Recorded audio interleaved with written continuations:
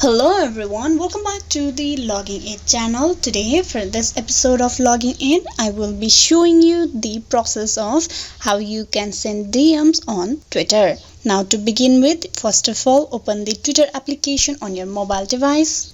Once you're at the home page, you need to tap in the message box or the mail icon on the bottom right corner. Tap on that. There you can see the option of send a message.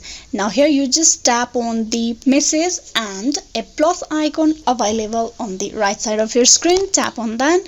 From here you type in the username of the person to whom you want to send the text message. You can choose from the option available, or you can just type in the username of the person.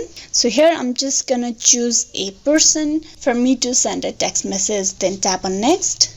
Now you will be directed to the conversation box. Here you type in the message on the text field and then tap on send. With this you will be sending a text message to the person. This is how you can easily send a DMs on Twitter. Hope this video was useful. Please like and subscribe the Logging In channel, and also don't forget to click on bell icon. Thank you.